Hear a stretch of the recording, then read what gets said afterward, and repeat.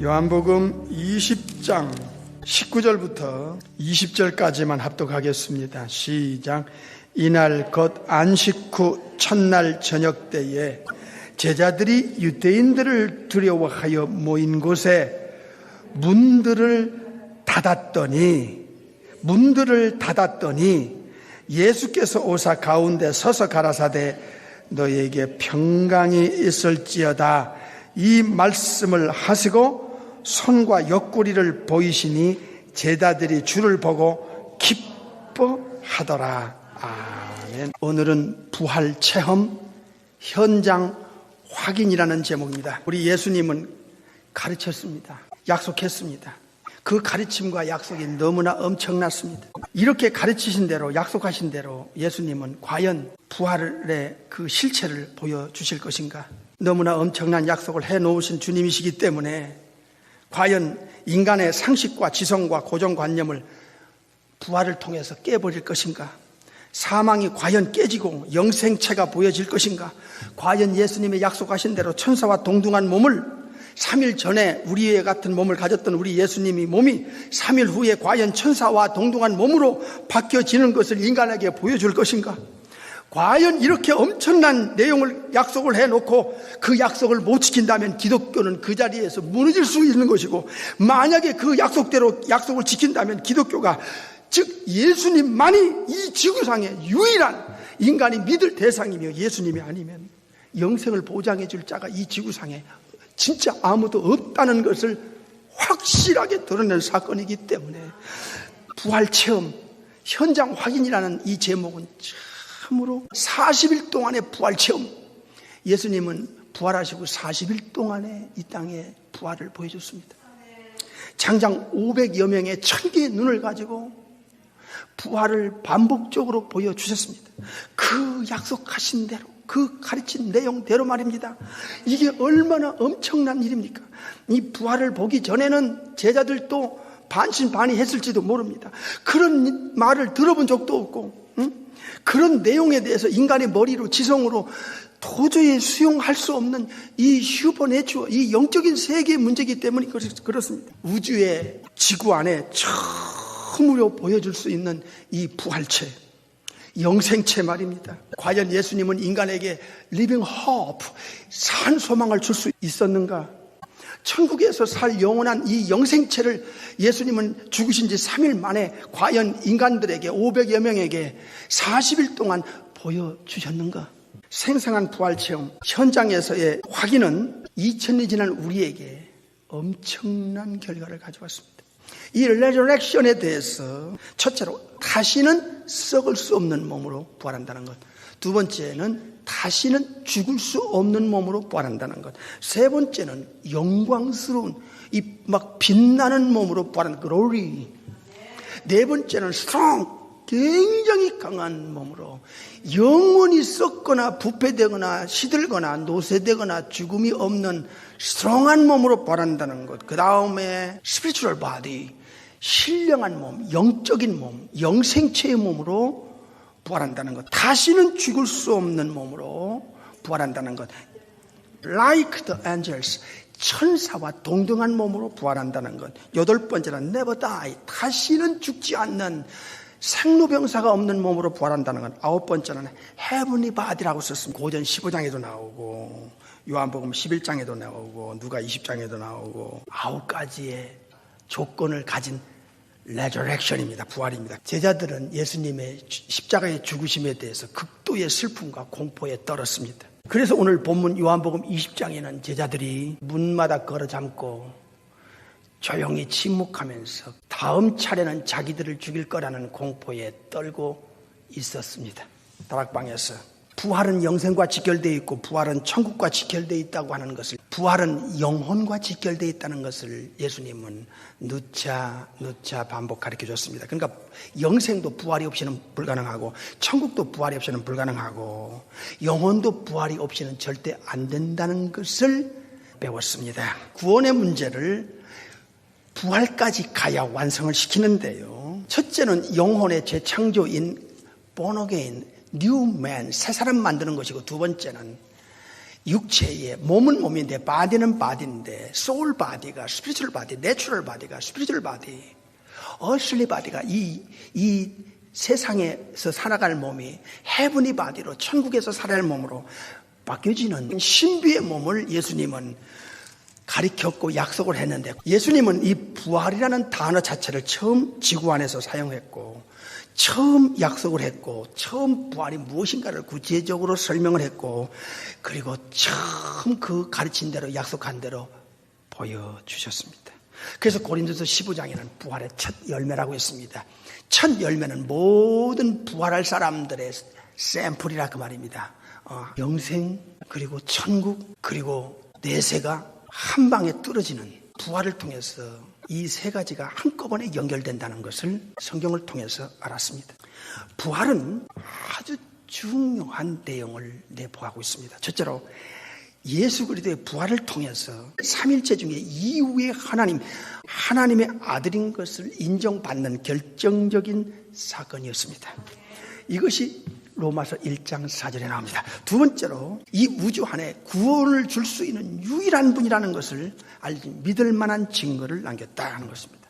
과연 무슨 근거로, 어떤 내용으로, 어떤 신분이기에 인간의 영원한 보장을 줄 수 있느냐 없느냐 하는 결정적인 처리를 할 수 있는 분이 과연 누구냐, 그만한 자격과 가치가 있느냐, 신뢰할 수 있느냐 하는 것을 부활을 통해서 증명이 냈다는 것입니다. 세 번째로 예수님의 과거의 신분이 창세기 1장 26절에서부터 시작해서 요한복음 1장 2절, 요한복음 1장 18절, 빌립보서 2장 6절 등 예수 그리스도의 하나님 되신 전능하신 창조주 되심을 부활을 통해서 확인됐다는 것입니다. 기독교의 본질적 기반이 부활에 있고 기독교의 믿음의 기반도 부활에 있습니다. 고린도전서 15장에서 변증하시기를, 디펜스하기를, 부활이 없다면 믿음이 헛거고 전도도 헛거고 예수 믿고 죽은 사람은 망했을 것이라는 것입니다. 그만큼 영생과 부활, 영혼과 부활, 천국과 부활은 이건 뗄 수 없는 생명적 커넥션이 되어 있다는 것입니다. 그러므로 이 모든 영생, 영혼, 그리고 천국과 영혼이 사느냐 하는 문제를 근본적으로 인간에게 확인시킬 수 있는 결정적 하나의 근거는 죽었다가 송장으로 됐다가 영생체로 영원히 사는, 다시 썩지 않는, 다시 죽지 않는 천사와 동등한 몸으로 바꿔지는 것을 인간에게 보여줄 때 영생이 사실이고 천국 가서 이런 몸으로 사는구나 하는 것을 인간에게 보여줌으로써, 야, 천국 가서 이 몸으로 사는구나, 이렇게 사는구나, 영생의 완성은 바로 부활에 있구나 하는 것을 봤기 때문에 기독교의 본질, 기독교의 믿음의 기반이, 기초이자 결론이 부활에 있다는 것입니다. 부활은 빈 무덤을 만들어냈습니다. 송장이 들어가서, 시체가 들어가서 이 육체가 신령체 그리고 영생체, 다시 죽지 않고 썩지 않고 천사와 같은 몸으로 완전히 바꿔지는 몸으로 예수님이 40일 동안에 제자들에 보였기 때문에 무덤은 빌 수밖에 없는 것입니다. 그때 당시에 큰 증거를 남기기 위해서 역사의 팩트로 큰 지진을 남겼고, 그리고 번개처럼 번쩍번쩍 빛나면서 천사가 하늘에서 내려와서 돌문을 턱 굴려내고 돌문 위에 앉은 모습을 인간들이 봄으로써, 군병들도 여자들도 봄으로써 천사와 동등한 몸이 바로 부활이라는데, 바로 저 몸, 번쩍번쩍 빛나는 천국에서 내려온 바로 저 몸처럼 예수님이 부활했을까? 제자들은 40일 동안 예수님의 부활을 확인했습니다.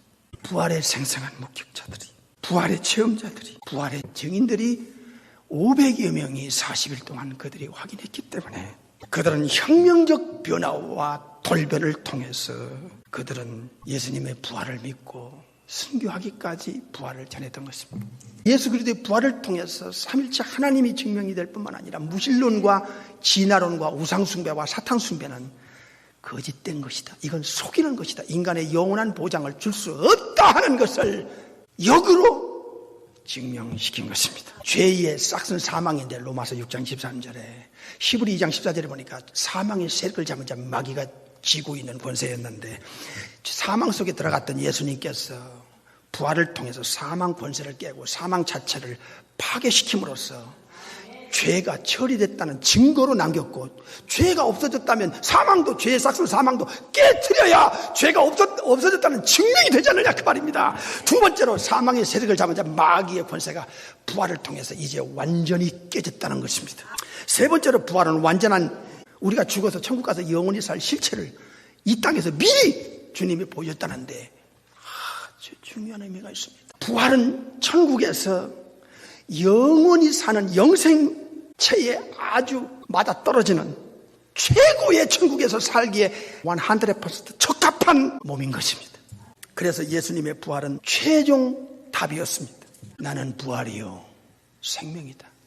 에고 에이미 해 아나스타시스. 내가 부활이야. I am the resurrection.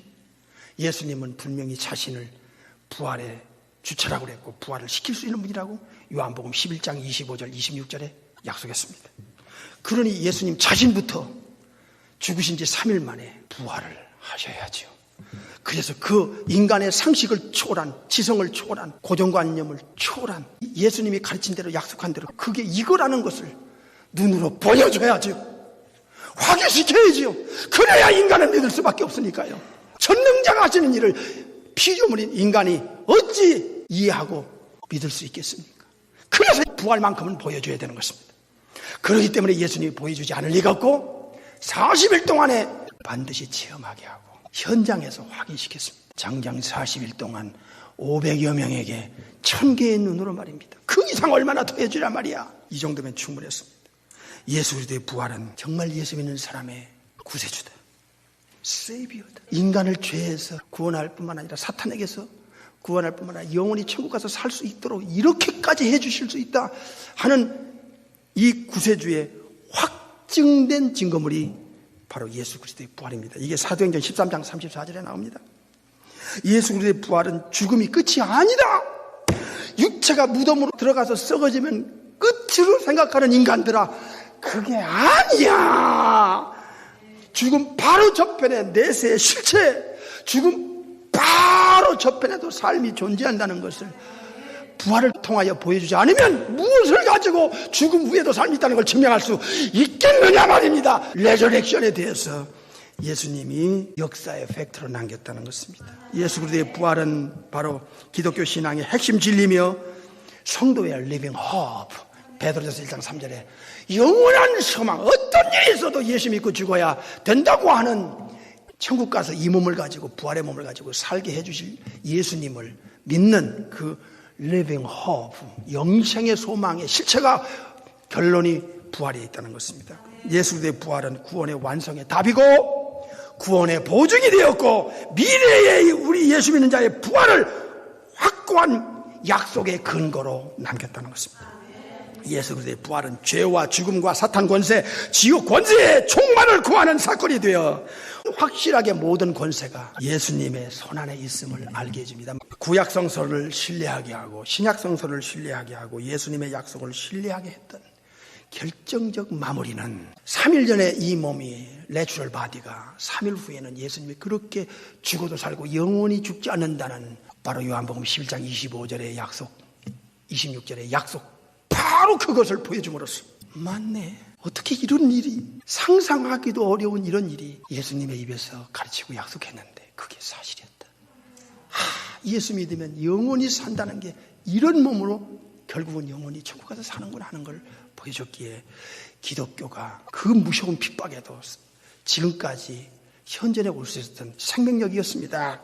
최종적으로 성도의 부활의 보증이 예수 그리스도의 부활이었다고 요한복음 5장 39절에서 고전 15장 51절에서 가르쳐주고 있습니다.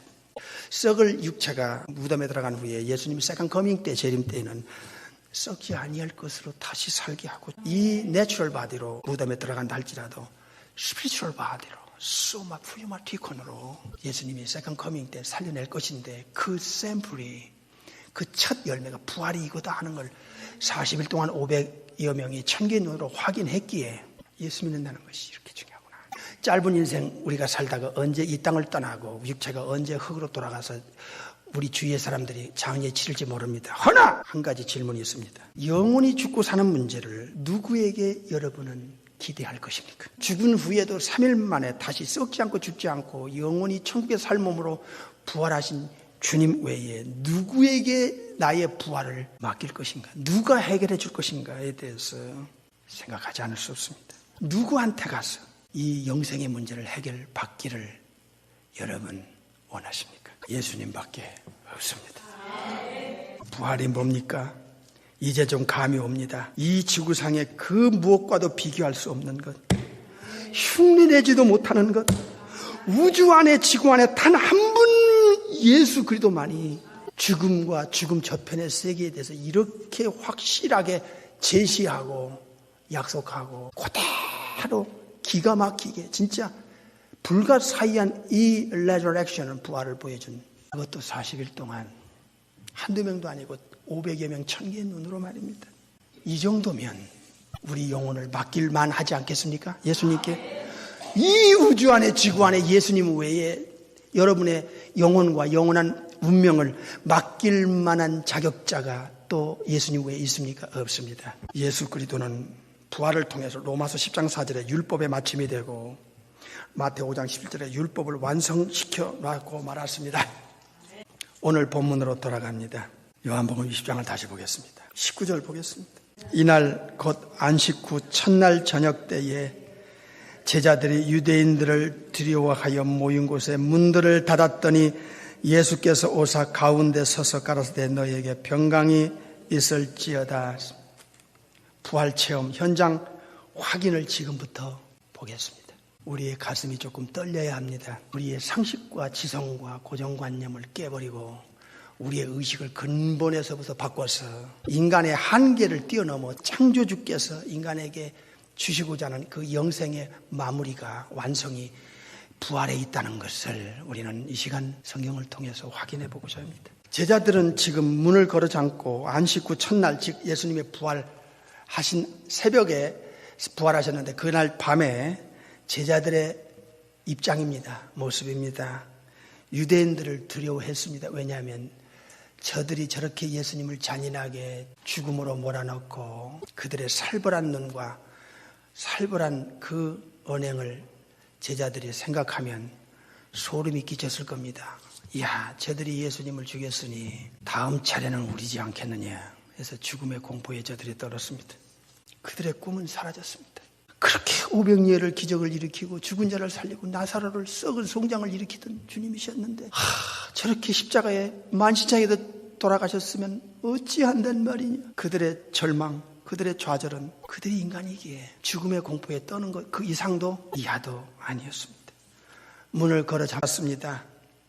유대인들을 두려워했습니다. 저들이 자기들을 수색해서 잡아낼 것이라는 것을 그들은 모를 리가 없습니다. 그들이 한 곳에 모여 문을 걸어 잠갔습니다. 그런데 예수님이 갑자기 제자들이 있는 데서 딱 섰습니다. 잘 들으세요. 이거 현장 체험입니다. 누가복음 20장으로 가보십시다. 누가복음 20장 34절부터 보겠습니다. 긴장된 마음을 갖고 이 부활 체험 현장을 우리도 간접 확인해 볼 필요가 있습니다.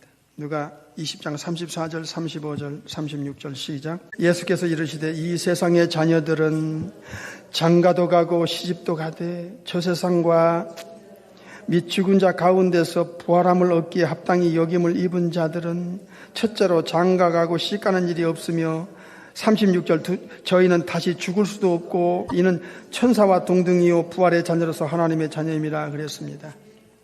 여기서 중요한 것은 다시 죽을 수 없는 몸으로 부활할 뿐만 아니라 천사와 동등하다고 했습니다.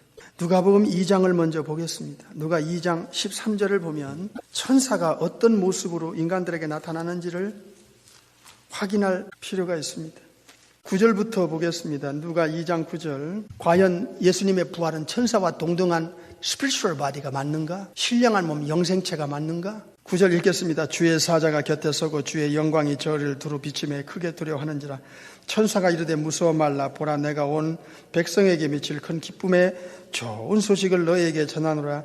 오늘날 다윗의 동네에 너희를 위하여 구주가 나셨으니 곧 그리스도 주시니라. 천사가 말하는 거예요, 목자들에게. 12절 너희가 가서 강보에 쌓여 구유에 누인 아기를 보리니 이것이 너희에게 표적이니라 하더니 13절 호련이란 단어가 갑자기입니다. 갑자기 호련이 허다한 전군이 그 천사와 함께 있어 하나님을 찬송하여 가로되 그랬어요. 목자들이 한 천사의 말을 딱 듣는 순간에, 그 전까지는 안 보였어요. 빨리 가, 베들레헴 동네에 가서 그리스도 주를 만나라 말이야 하고서 딱 하는 순간에 호련히, 지금까지는 안 보였어. 한 천사만 보였는데 갑자기 많은 천사들이 목자들에게 말하는 천사와 함께 하나님을 찬송하고 있는 거야. 그래서 예수님이 요한복음 6장에 문을 걸어 잠갔는데 문이 잠겨 있어요. 문이 열리질 않아요. 그런데 예수님이 그 자리에 쓰신 거예요. 그냥 갑자기 쓴 게 아니야.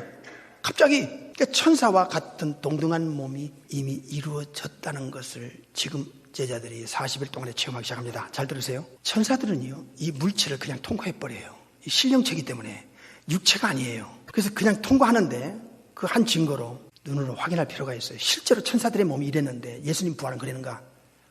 대조해봐야지요. 왜? 누가 20장에 예수님은 마태 22장에도 나와요. 천사와 동등한 몸으로 부활한다는 거였어요. 다시 죽을 수 없는 몸이고 십장가 안 가는 몸이라고 그랬어요. 맞습니까? 네. 확인했습니까?